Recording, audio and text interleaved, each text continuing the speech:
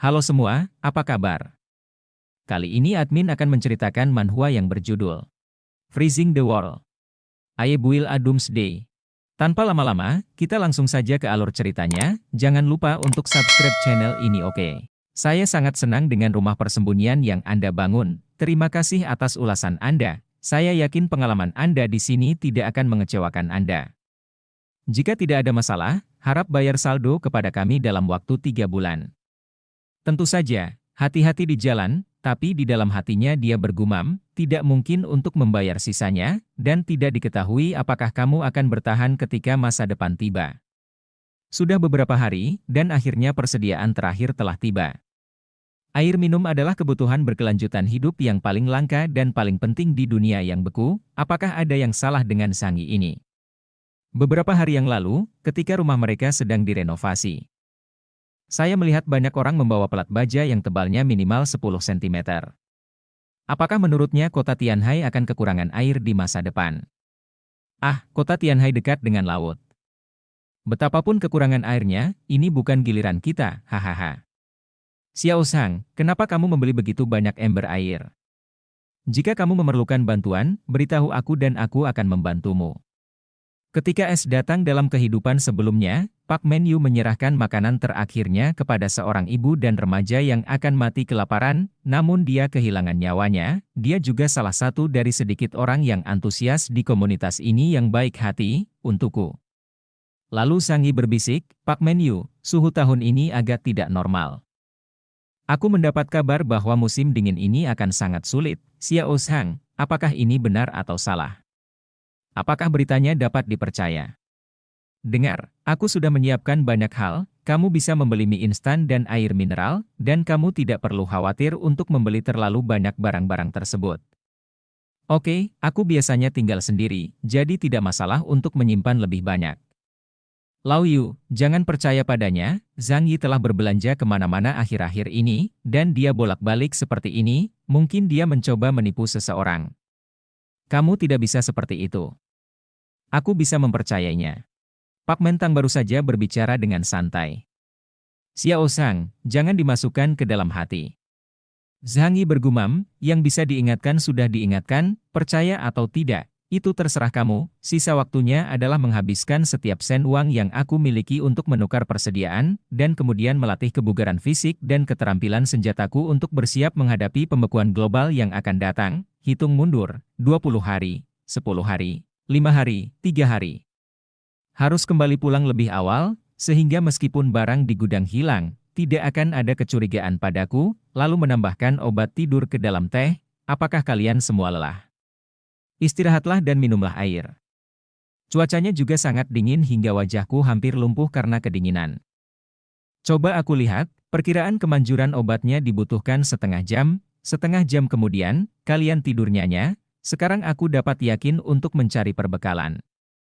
Semua peralatan di ruang pemantauan juga telah dimatikan, dan yang perlu dilakukan selanjutnya adalah, lalu Zhang Yi langsung memasukkan semua barang-barang itu ke dalam inventorinya, sampai-sampai barang-barang itu menghilang terserap ke inventori. Selesai. Sisanya juga ditempatkan di ruang yang berbeda dan dapat disortir serta digunakan jika diperlukan. Dengan efisiensi ini, tidak ada masalah untuk mengosongkan seluruh gudang di Cina Selatan. Setelah itu akhirnya Zhang Yi sudah hampir selesai memasuki barang-barang itu. Tapi kemudian Zhang Yi tersentak, apa itu? Ini barang bagus, produk teknologi terkini tahun 2050, pakaian tahan dingin jenis ini mampu menahan suhu sangat dingin -100 derajat.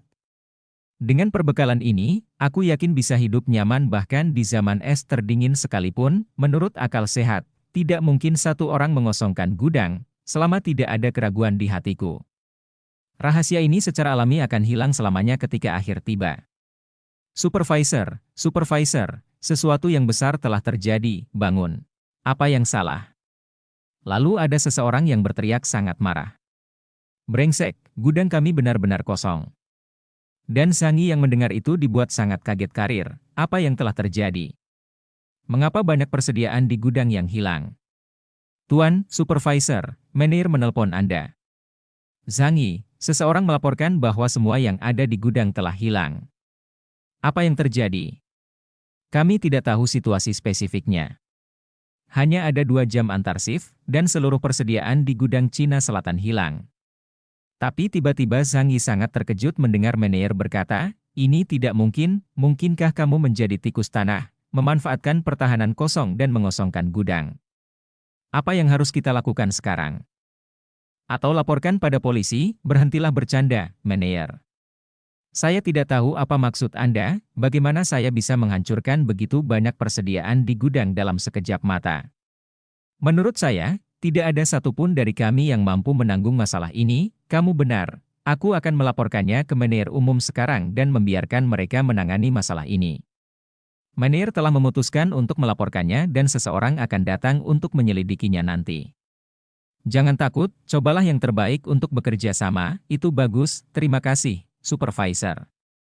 Shift kerja memang sering terjadi, jadi jangan terlalu mengambil hati. Jika kamu tidak melakukan hal buruk, jangan takut hantu mengetuk pintumu. Xiao Sang benar, mengapa menghabiskan ribuan dolar sebulan untuk hidupmu? Kami tidak takut dengan bayangan miring, kemudian berpindah di dalam ruangan.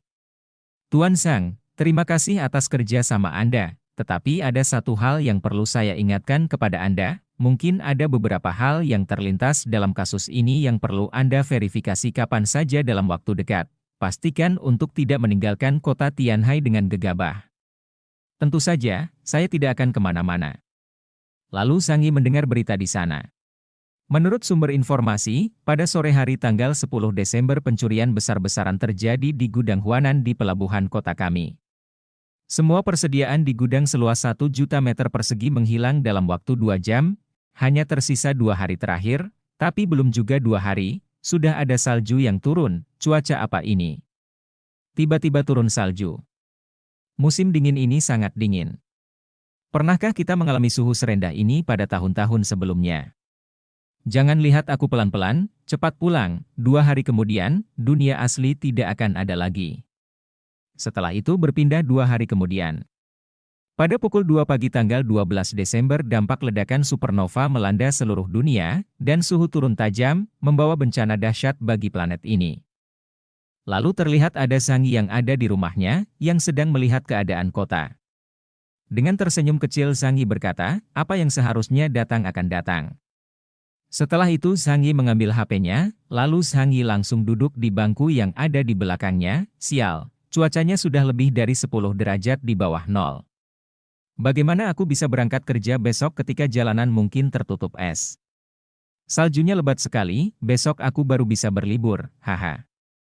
Sebagai orang selatan, aku belum pernah melihat salju lebat seperti ini. Ucap Yuking sambil selfie, melihat itu Zhang Yi bergumam, ini baru permulaan. Salju lebat akan berlanjut setidaknya selama 3 bulan, dan suhu juga akan turun lagi. Saat itu, suasana hati kamu tidak akan bagus untuk menikmati salju, lalu di pagi selanjutnya. Mengapa aku tidak bisa mendorongnya? Ya Tuhan, kenapa tiba-tiba salju turun begitu deras? Ramalan cuaca juga tidak mengatakan apa-apa.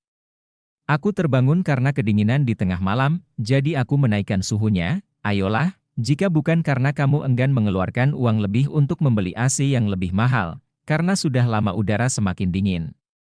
Aku tidak tahu berapa lama cuaca dingin ini akan berlangsung.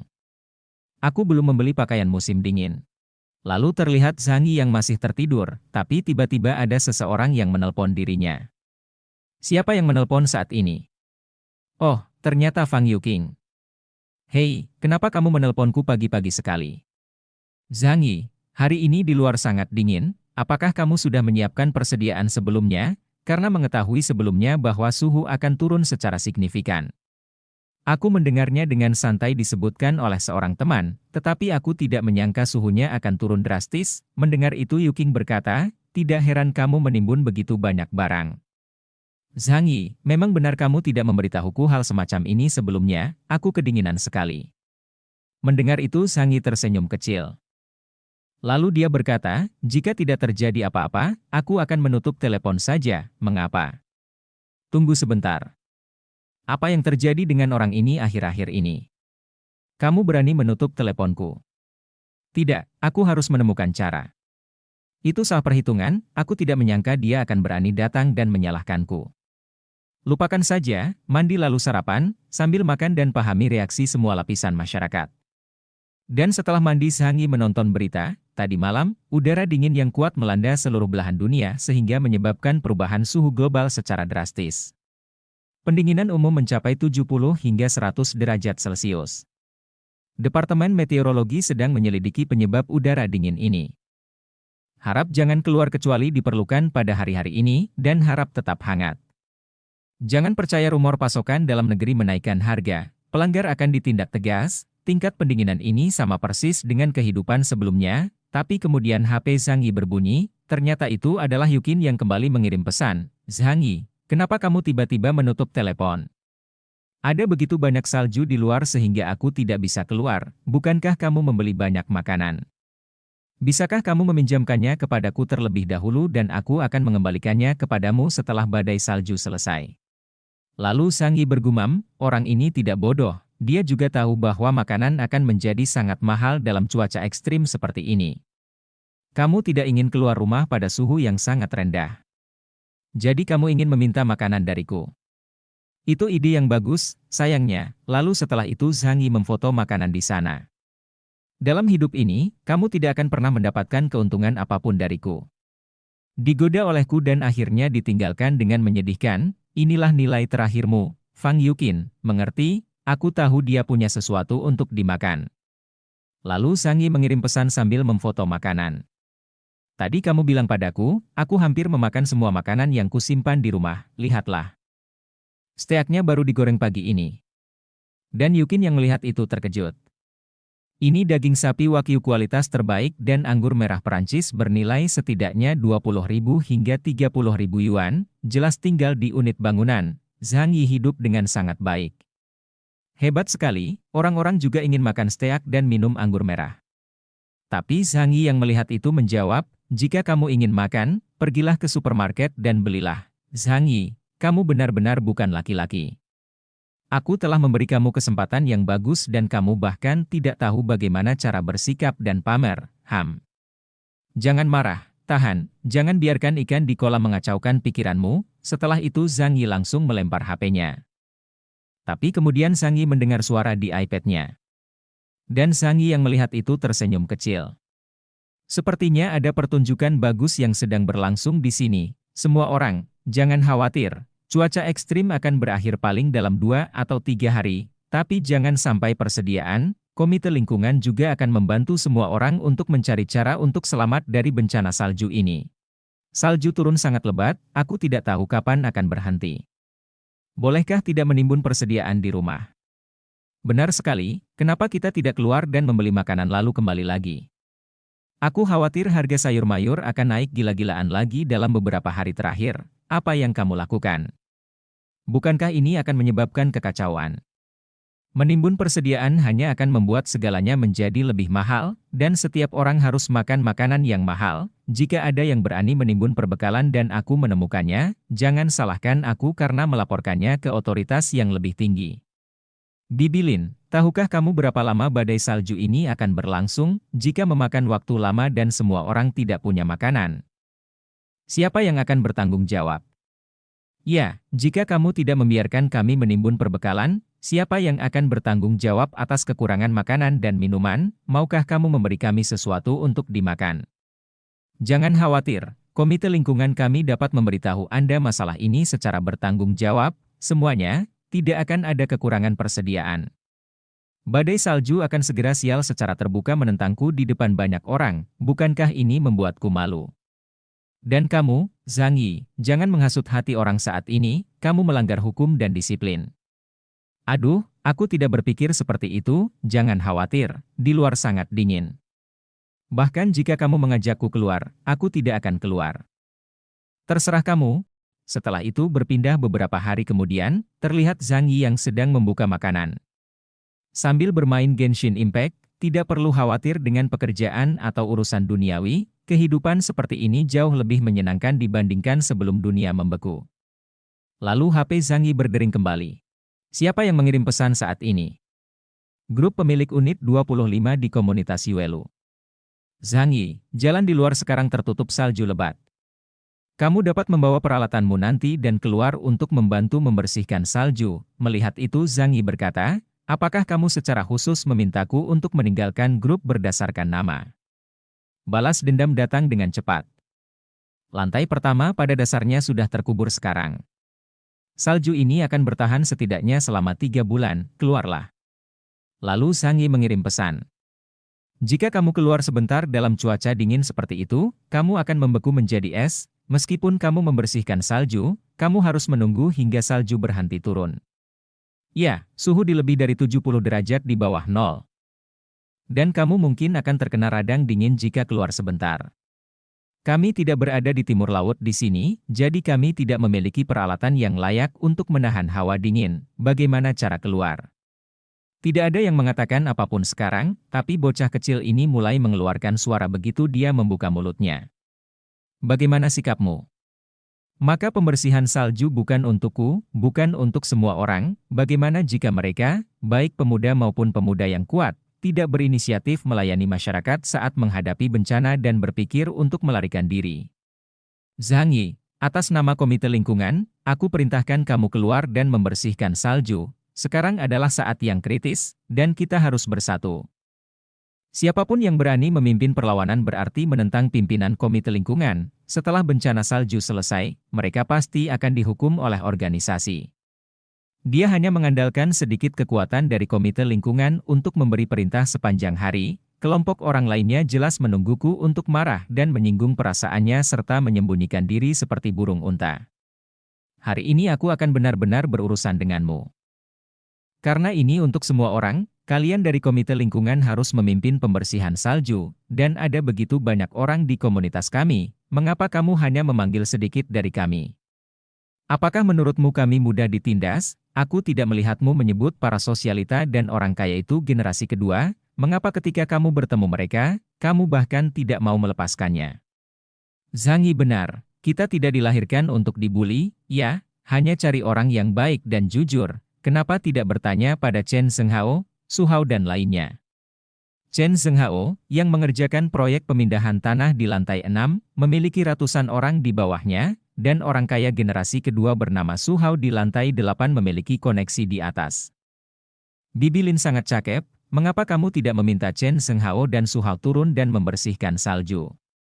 Di kehidupan sebelumnya, orang pertama yang menggunakan kapak untuk mendobrak pintu rumahku adalah Chen Zhenghao, dan Su Hao adalah orang pertama yang menggunakan pisau untuk menyerangku, kecuali beberapa tetangga yang tersisa. Semua orang mendapat bagian keuntungan setelah kematianku, tidak ada satupun yang merupakan hal baik, karena aku ingin membuatmu jijik. Ikuti saja sampai akhir. Bajingan Sang Yi, saat ini, menyebut nama memperjelas bahwa itu akan menyulitkan bagiku. Jika aku tidak melakukannya, lalu siapa yang akan menganggapku serius di masa depan? Siapa ini mencariku selama cuaca dingin yang gila ini?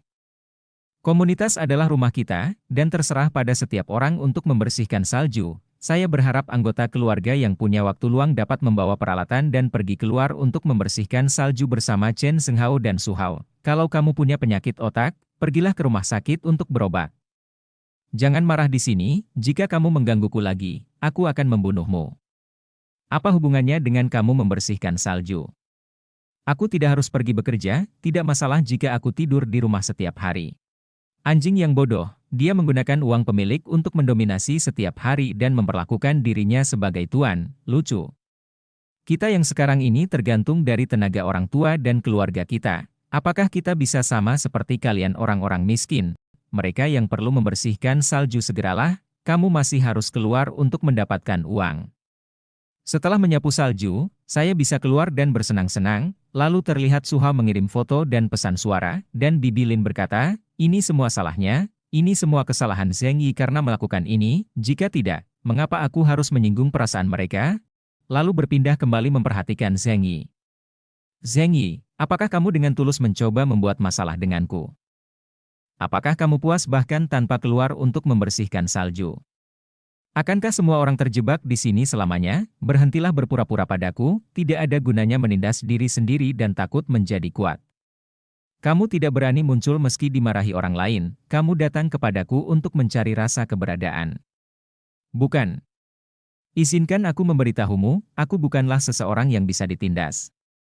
Jika kamu terus-menerus menggigit dan menggonggong seperti anjing gila, berhati-hatilah dengan nasibmu. bajingan, gila, tunggu saja aku akan menyelesaikan masalah denganmu nanti. Kemudian tiba-tiba ada seseorang yang berkata, Zhang Yi, keluarlah. Bukankah kamu sangat sombong sekarang? Berani berbicara tentangku di grup chat. Perhatikan bagaimana aku akan membunuhmu, dan Zhang Yi yang mendengar itu mengambil sesuatu, dan ternyata Zhang Yi mengambil sebuah senjata. Aku akan mendobrak pintu dan menarikmu keluar dan menghancurkanmu. Tunggu saja, belum pasti siapa yang akan berurusan dengan siapa. Tidak perlu langsung membunuh orang ini. Bukankah membosankan membiarkanmu mati dengan cepat? Pengecut, bersembunyi di dalam dan tidak berani keluar. Setelah aku masuk kamu akan dihancurkan. Tapi kemudian ada anak panah yang melesat dengan cepat dan langsung mengenai kaki orang itu, lalu orang itu yang terkenal anak panah berteriak kesakitan, efeknya luar biasa, menembus langsung ke betis. Suhunya lebih dari 70 derajat di bawah nol, dan kakinya mengalami luka tembus, setidaknya akan menjadi luka fatal. Tanpa perawatan darurat dan kekurangan obat-obatan, infeksi tidak dapat dihindari. Selanjutnya, kamu akan mati mengenaskan karena kesakitan dan kedinginan. Kemudian orang itu masuk ke dalam lift yang ada di sana. Anak itu serius, dia hanya ingin membunuhku, setelah itu orang itu sudah sampai di kamarnya. Aku harus mencari seseorang untuk merawatku dengan cepat. Cuacanya sangat dingin hingga lukaku membeku. Jika aku terus seperti ini, kakiku tidak akan berguna dalam waktu kurang dari setengah jam. Maaf, nomor yang Anda tuju saat ini tidak tersedia, silakan hubungi lagi nanti. Brengsek, sekalipun rumah sakit buka dalam cuaca seperti ini, ambulans tidak mungkin datang, sudah terlambat, ayo kita operasi untuk menyelamatkan kakinya dulu. Setelah itu terlihat dia akan memotong anak panah itu menggunakan gunting. Untungnya, itu dibekukan. Menyelamatkanku dari infeksi. Setelah itu, cerot, akhirnya dia berhasil melepaskan panah itu dari kakinya. Zhang Yi, aku harus membunuhmu, tunggu saja, lalu Chen Senghao mengirim pesan. Zhang Yi, tunggu saja jika aku tidak membunuhmu aku Chen Senghao. Mulai sekarang, menulis 3 kata ini secara terbalik, Zhang Yi menjawab, kamu pikir kamu ini siapa? Jika kamu berani macam-macam denganku lagi, kamu akan kehilangan sisa kakimu, beraninya Zhang Yi melawan Chen Senghao. Sepertinya salah satu kakinya terluka. Bos, apa perintahmu? Segera datang ke komunitas Yuelu, dan membawa senjata. Kita harus membunuh bocah nakal itu hari ini, dan chapter ini pun berakhir, tunggu episode berikutnya.